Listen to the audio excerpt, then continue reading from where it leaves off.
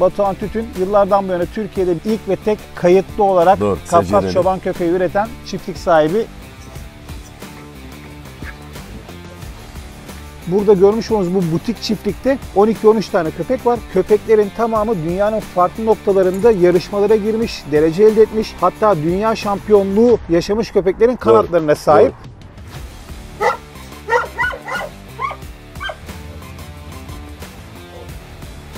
Şu hayvanı sert yapmak bir eğiticinin bir ayını alır. Bir ay sonra artık yani benim çoluğum çocuğum dahi giremeyecek şekilde sert olur.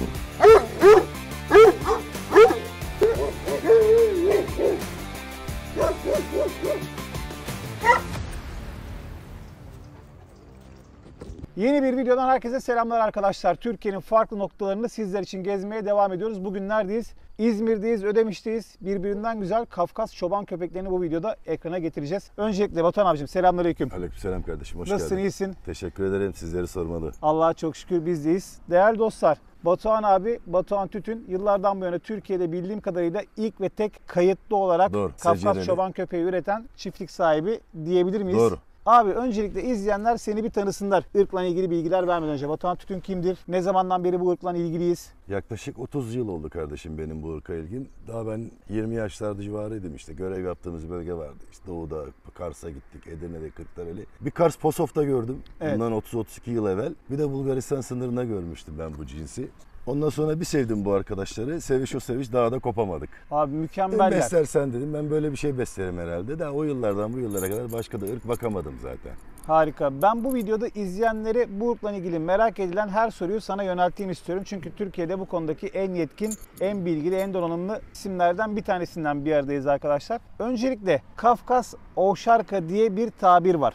Bu bölge bilindiği üzere adını Kafkas Dağları'ndan, Kafkasya'dan Kafkas Sıra aldığı Dağları'ndan, düşünülen Kafkasya'dan doğru. bir ırk. Irkla ilgili Kars'taki köpeklerde Kars kıllısı, Kars çoban köpeği diye de tanınıyor. Kars'ta bugün baktığımız zaman zaten Kafkasya'nın en batı ucu uzantısı doğru, diyebilir miyiz? Doğru, aynen. Nedir abi bu ırkın ortaya çıkışı, ismi? Bunu kim üretmiş bu köpeği zamanında? Ya nereden bu konuda gelmişler? 2 tane rivayet var benim öğrendiğim. Hatta rahmetli Doğan Kartay hocamla da yüz yüze görüştüğümüzde Mekanı cennet olsun. Keza makalelerinde de okudum. Yüz yüze de çok görüştük bu konu hakkında biz rahmetliyle. Son zamanlarına denk geldik ama gayet bilinçli ve kültürlü bir hocamızdı. Evet. 2 tane rivayet var. Yani bir rivayet der ki işte Kafkas Sıra Dağları, işte Gürcistan, Abazyalar, Çerkezyalar, oradan geldikleri zamanlarda bunlar daha ufaktı, daha kılsızdı diyeyim ben size.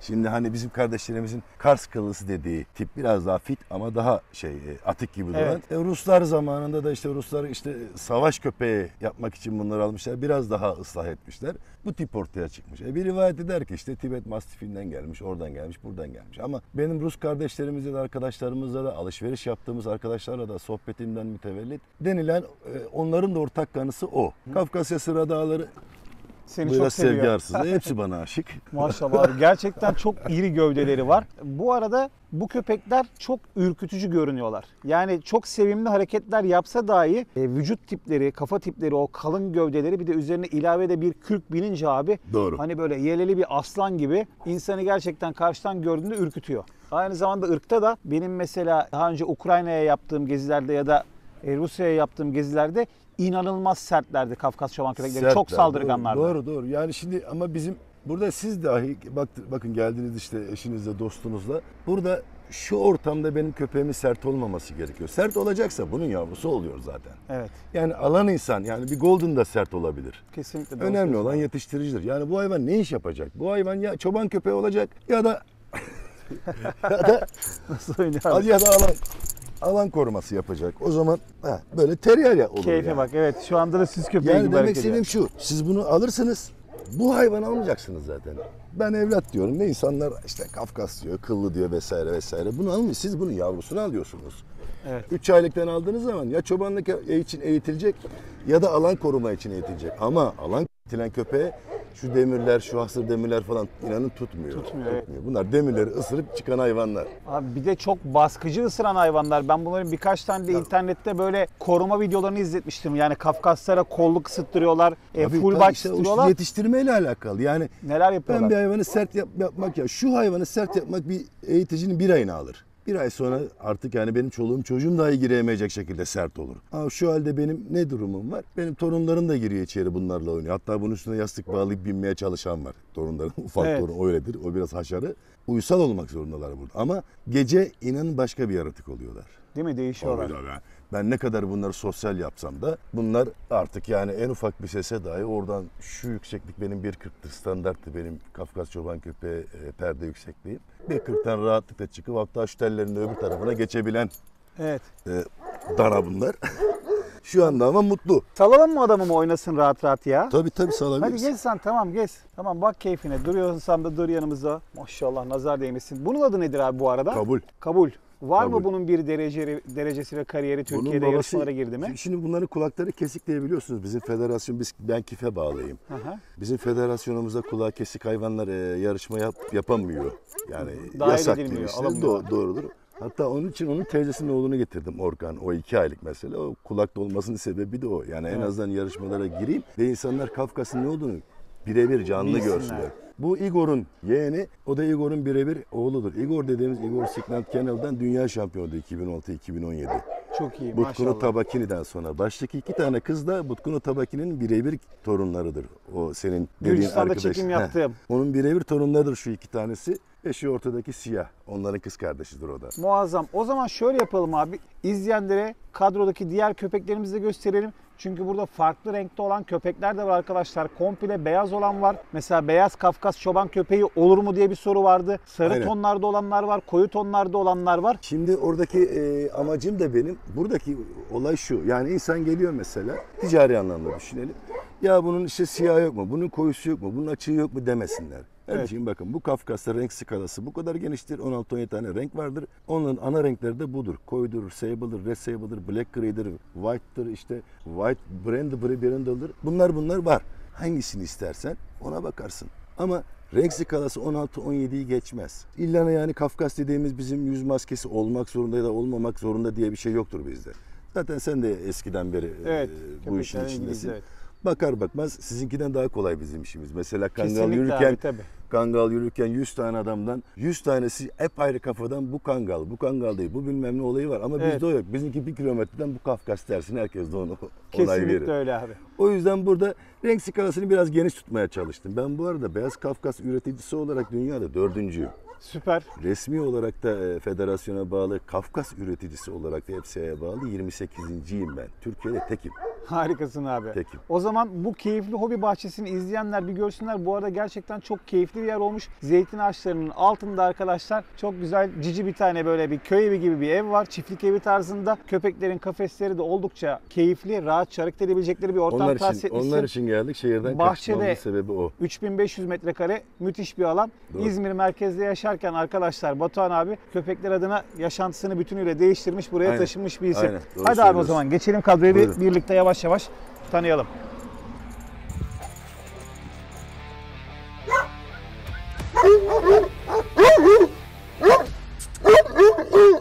Bu arada abi ben Gürcistan'a gittiğimde Peder Yakup'un orada da bir tane beyaz Kafkas çoban köpeği görmüştüm. Evet. Senin burada da hemen girişte beyaz renkli bir tane sanırım dişi değil mi? O erkek. Erkek mi? Onun dişisi de var. Çok güzel bir yavru gördüm. Bunlar da beyaz nadir çıkan bir ırk mı? Ekstra bir kıymet Çok nadir. belirtiyor mu? Şöyle söyleyeyim. Anne de baba da beyaz. Dede de nine de beyaz. Ama beyaz yavru çıkma olasılığı çok düşük.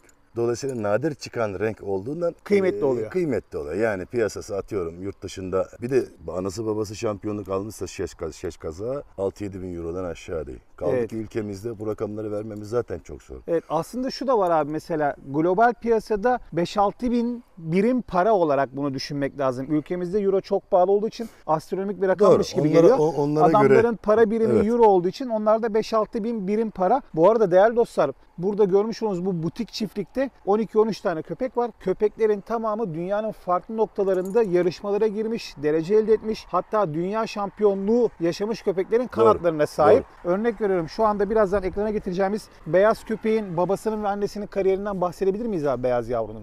Beyaz yavrunun babası 2017-2018 dünya şampiyonu. Bu arada bu köpek ırkı Ruslarla meşhur olmuş bir köpek ırkı ama Ruslar bu konuda ne diyorlardı abi? Sen az önce bir şey Ruslar söylemiştin. biz ıslah ettik diyorlar. Yani bu köpekler bizim değil. Aslında bu köpekler Kafkasya Dağları'nda gerçek orijinal olanları. Bunlar bize geldikleri zaman biraz daha duruş olarak biraz daha zayıf, biraz daha uzun burunluydu. Fakat biz bunları ıslah ettik. Daha bir kalıplaştırdık. Savaş köpeği olarak kullanıyoruz. Yani Rusların elinde kayıtlı üretimden aşağı yukarı bir 100 yıllık mazileri var değil mi abi? Belki de fazla o da oluyor. Rahat var. O süreçte Adamlardaki secereler, lafını kestim. Beyazın seceresi 11 kuşak gereği gösteriyor. 11. Çok iyi. Yani böyle bir secere var. 2 tane A4 kağıdını yan yatırsanız anca kapatıyor. Evet, yani bilgisayar yokken adamlar elden kalemden tutuyorlarmış sana. Aynen. Maşallah, bu arada gerçekten gösterişli bir yavru olacak. Şu an sanırım 5,5-6 ay civarında mı abi? Nazar değmesin, çok güzel ya. Abi mesela düşünsene Yavru bunu. tüyleri mesela şu kulağındaki sarılıkları fark et. Sen bilirsin mesela. Şu sırttaki sarı tüyler.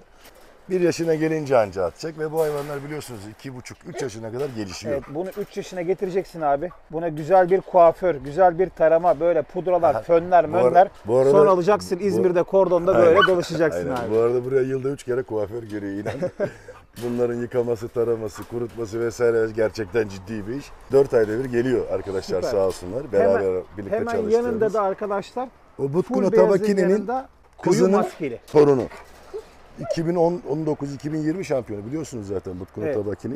O sarılarla, baştaki 2 tane sarıla bu kız kardeş. Onlardan 2 batın sonraki yavru bu. Yani burada tamamen bilinçli köpeklerin soy kütük belgelerinden, geçmişte bulunan ebeveynlerinin aldığı derecelerle ırkının en iyi örnekleri var diyebiliriz. Çünkü mesela bizde aslında. Türkiye'de şöyle bir algı var. Bir köpek ne kadar büyükse o kadar iyi diye düşünülüyor. Çünkü değil, bunlar gösterişli ırklar ya. Tabii. Aslında öyle değil mi abi işin aslında? Değil. Yani olması gereken boy atıyorum Kafkaslar'da 80 hadi maksimum 85'tir ama 85 de nadirdir Kafkas'ta. Fakat ondan daha büyük olanları var mı? Var. Ama sadece genel ortalama Kafkas değil. Genel ortalama 75-80'dir normalde. 75'e 80 santim arası Cidago. Ama buna rağmen bizde de o kısa hayvan yok yani. Gördünüz, kendiniz de gördünüz. Maşallah. Bu da bizim Rus kızımız. Sen de çok güzelsin. Yarışmalarda dişimiz yok diye getirttik bunu. Çünkü biliyorsunuz az evvel de değindik. Kulaklı olması gerekiyor. Evet. Bu da bizimki 4. ayağına bence girmek üzere işte. Çok güzel görünüyorlar bu arada. Birçok köpeğe mesela biz alışkınız ya kulakların kesildiğine. 2015'ten itibaren biliyorsunuz bizde yasaklandı. Dünyada da bu arada federasyon diğerlerine gönderi yaptı. Kulak kesimi artık yok. Onlarda da yok. Evet. Gel bakalım gel. Bu da 4. ayın içinde. Ama Kafkas çoban köpeklerinde ülkemizdeki köpeklere göre şöyle bir farklılık var. Mesela 75 santim köpekler bizde genelde iş köpekleri, kangallarda o boyları görüyoruz, akbaşlarda görüyoruz. Bu köpekler onlara göre çok gövdeli, kalın ve kemikler. Peki bu ağırlığa da yansıyor mu? Örnek veriyorum. Bu gövdedeki bir köpeğin ağırlığına da bu yansıyor mu yoksa sadece yatay bir görüntü mü? Sallı hayvanlar, kısa hayvanlar değil dikkat edersen ve ağırlıkta dişilerde dahi rahat 2 yaşında bir dişi 70-75 kilo oluyor bizde. Çok iyi. Rahat ciddi oluyor. bir ağırlık. Hele kışın özellikle. Kışında biliyorsunuz beslenme yaz kış bizde farklı. Kilolarına göre çok hareketliler. O da dikkatimi çekti. Çok aktifler. O az evvel Ağır abi gibi dolaşan yanımızda kediyi görünce nasıl buradan fırladığını gördünüz. Evet. Teller merler tutmaz yani bunları. Evet. Değerli dostlar, bu arada burnumla ilgili küçük bir operasyon geçirdim. Ondan dolayı birazcık videolarımızda aksam oldu ama biz her ne olursa olsun çekimlere bandajlı olsa devam etmeye karar verdik. Bu arada tekrar geçmiş olsun. Sağ ol abi, teşekkür ediyorum. İnşallah sağlığın. Oluyor, insanoğlu işte, hayat. Olsun. Her zaman sağlık istediği gibi gitmeyebiliyor. Hızlı bir şekilde toparlayacağız. Yavrular da birbirinden güzeller. Bunlar da tabii senin üretim bandında kullanmak için getirdiğin 3 ayrı köpek, 2 tane dişi, bir tane de beyaz erkek var. Bu arada arkadaşlar burada bir tane de beyaz dişi varmış. O da gebelikten ilgili kontrol için ultrasona gidiyor. Evet, evet. Çok güzel abi. Ben bu bilinçteki insanlarla sohbet etmekten acayip keyif alıyorum. Çünkü bizim ülkemizde maalesef işte o papaz videosundaki örnek gibi herkes takdir etmişti. Adamların sistemli çalışmasını, işte tabii devlet gücü de var. Gerekmiyor. Bir de onun arkasında devlet gücü var. Biz kendi imkanlarımızla yapıyoruz bunu. Az evvel rakamlardan bahsettik yani.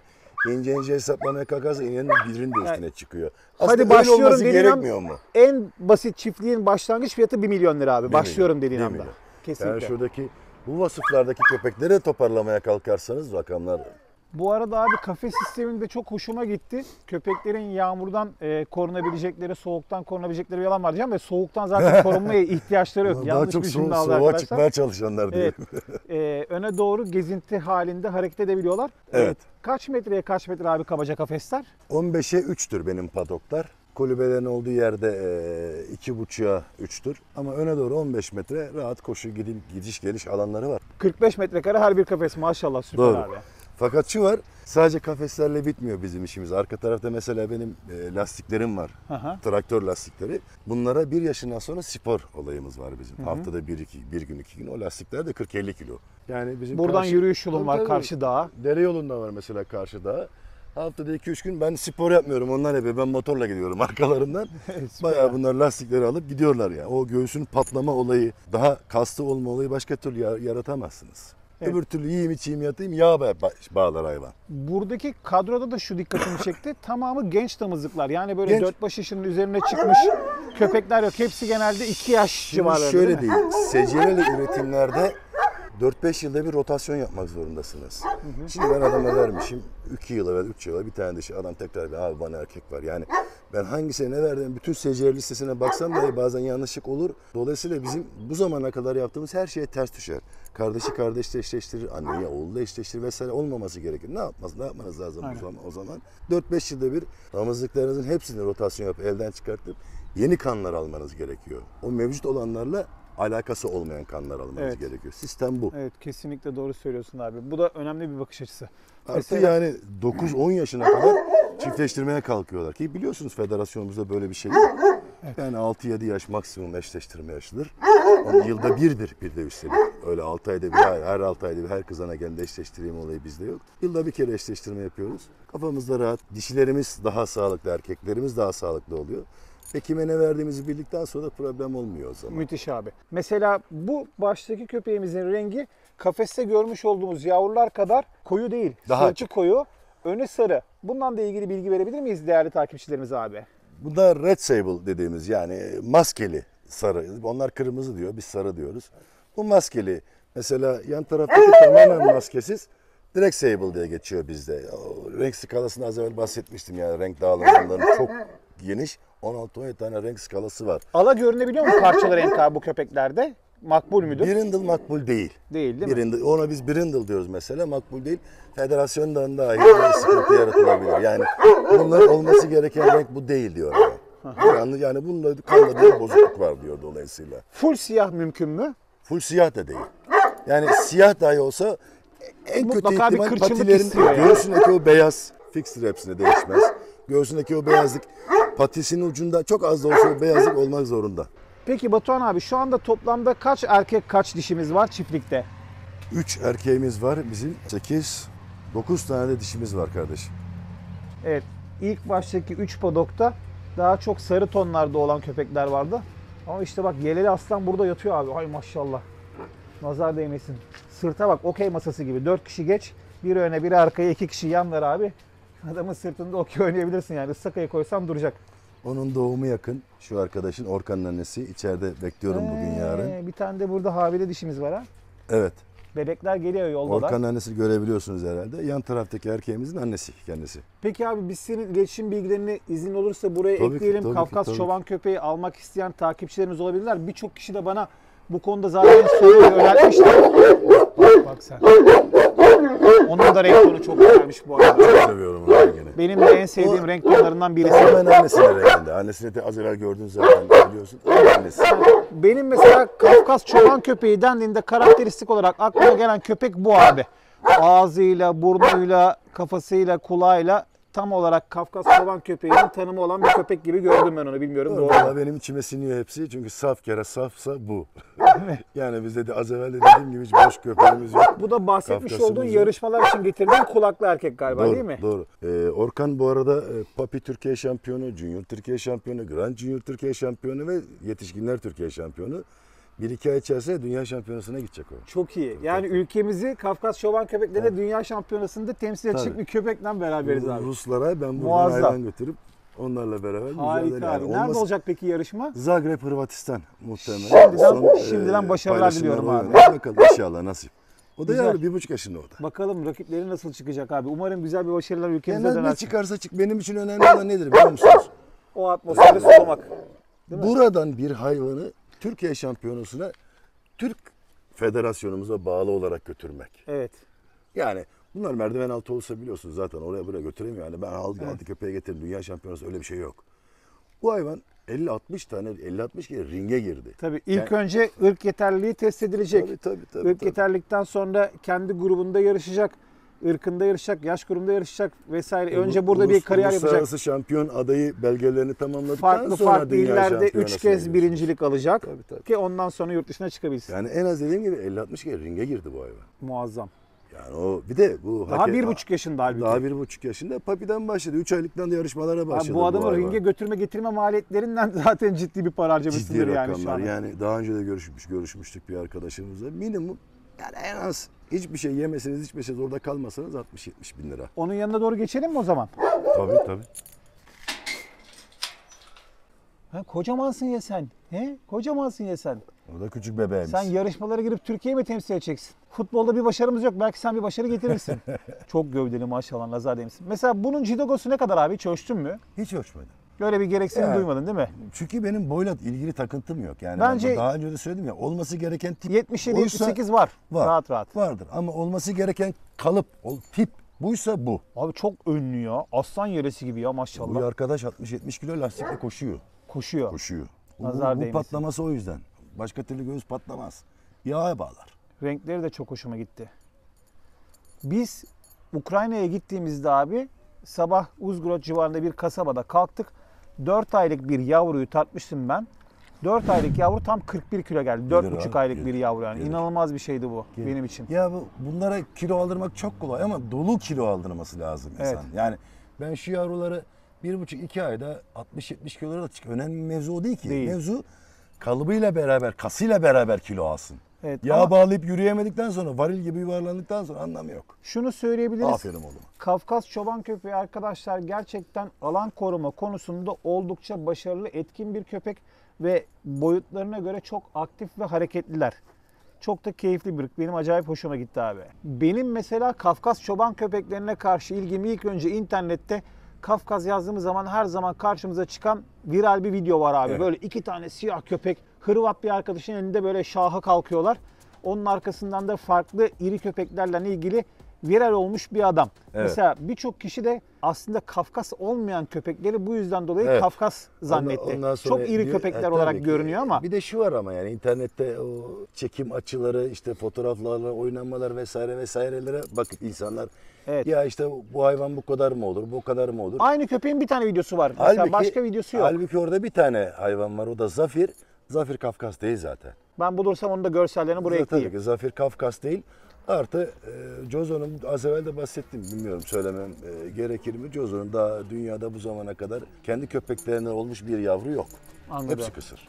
Yani özellikle bilinçli olarak kısır gönderiyor o zaman değil Tabii mi ki abi? adam kendine hani benim bir tane iri köpeğim var. Aralarından bir tane de iri çıkarsa niye kendime rakip yaratayım? Anladım.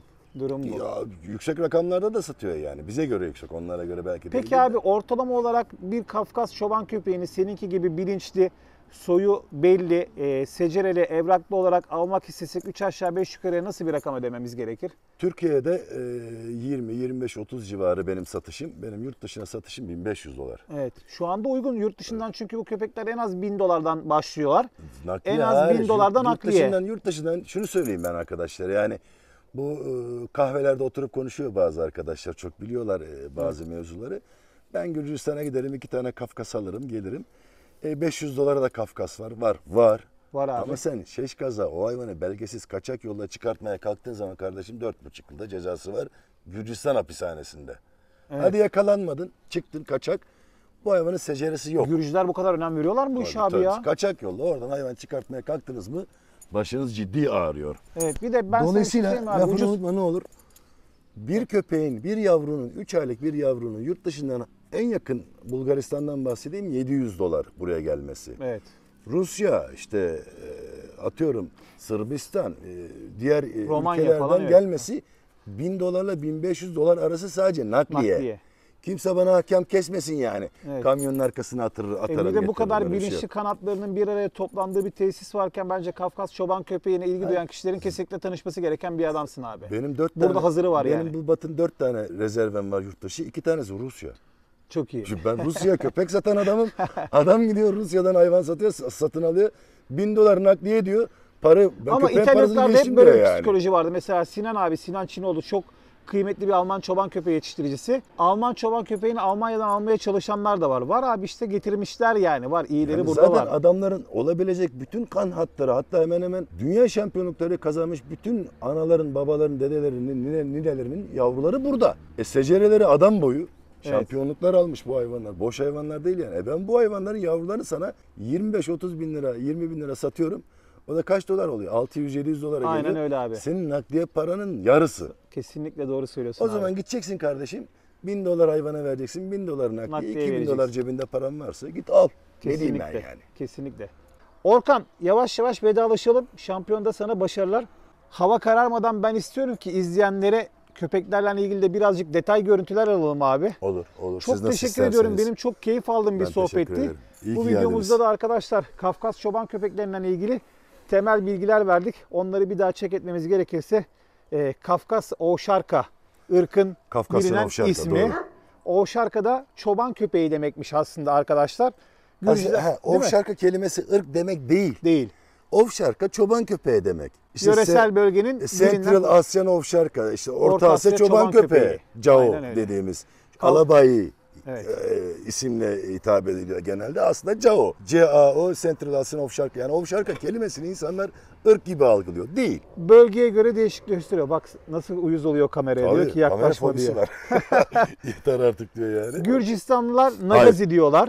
Kartülü Nagazi diyorlar. Kartülü doğru. Nagazi. Bazı bölgelerde Aziyat diyenler var bu Doğru. köpeğe. Kafkas Ovşarka diyenler var. Kars'a kadar uzananlarına Kars kıllısı diyorlar. Ama mantıklı olan herkes bunu görebilir. Karadeniz dağ çoban köpeği, Kars kıllısı, geç oradan daha sonra Gürcistan'a, Evet. oradan Kuzey Kafkasya'ya doğru yüksel. Bunlar birbirinden akrabalığı olan köpekler. Bir köpekte zaten uzun tüyden ve karakteristik renkten bunu görebiliyoruz abi. Aşağıya Tabii ki, doğru bu tabii. köpek yavaş yavaş gelmiş. Bizim burada diğer çoban köpeklerinden birleşince ortaya böyle bir ara köpekler de çıkmış Kars'ta. Doğru, doğru. Değerli dostlar, bir Evet. videonun daha sonuna geldik. Beğenmeyi, paylaşmayı ve kanalımıza abone olmayı unutmayın. Ben Batuhan abinin iletişim bilgilerini ve sosyal medya hesaplarını tekrardan buraya bırakıyorum. İzlediğiniz için teşekkürler. Allah'a emanet.